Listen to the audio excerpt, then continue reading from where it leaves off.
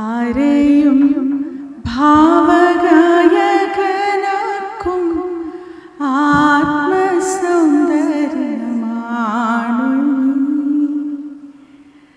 നമ്രശീർഷര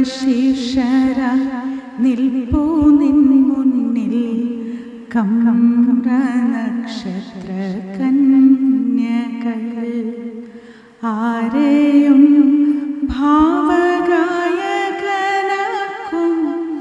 ആത്മസൗന്ദര്യം ആണു നീ.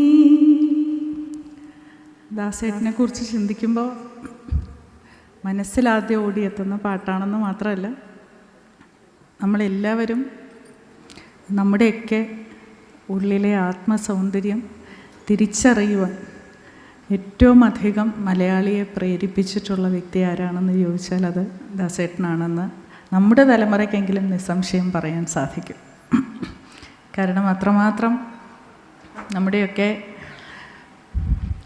ബാല്യകാലം എന്നാൽ എന്താണ്, അനുരാഗം എന്നാൽ എന്താണ്, ഈ പറയുന്ന ആത്മീയത എന്നാൽ എന്താണ്, കൃഷ്ണനെ എങ്ങനെയാണ് പ്രീതിപ്പെടുത്തേണ്ടത്, ക്രിസ്തുവിനെ എങ്ങനെയാണ് തിരിച്ചറിയേണ്ടത്, നബിയെ എങ്ങനെയാണ് നമിക്കേണ്ടത് എന്നൊക്കെ നമ്മളെ പഠിപ്പിച്ച ദാസേട്ടൻ്റെ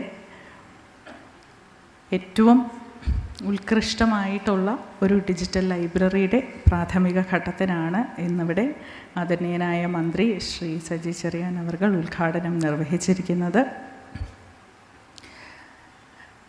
സംഗീതം എന്നത് നമ്മുടെ എല്ലാവരുടെയും ജീവിതത്തിൽ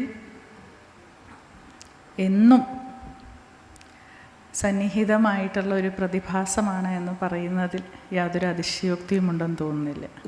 പക്ഷേ ആ സംഗീതത്തെ പലപ്പോഴും നമ്മൾ തിരിച്ചറിയാറില്ല എന്നുള്ളത് മാത്രമേ ഉള്ളൂ. ഇന്നത്തെ ആധുനിക ഒരു ജീവിത തേരോട്ടത്തിൽ സംഗീതം എത്രമാത്രം പ്രധാനമാണ് എന്നുള്ള ഒരു ഓർമ്മപ്പെടുത്തൽ കൂടിയാണ് ഇന്നത്തെ ഈ ഒരു ചടങ്ങും നമ്മുടെ ഈ ഡിജിറ്റൽ ലൈബ്രറിയും എന്നാണ് ഞാൻ കാണുന്നത്.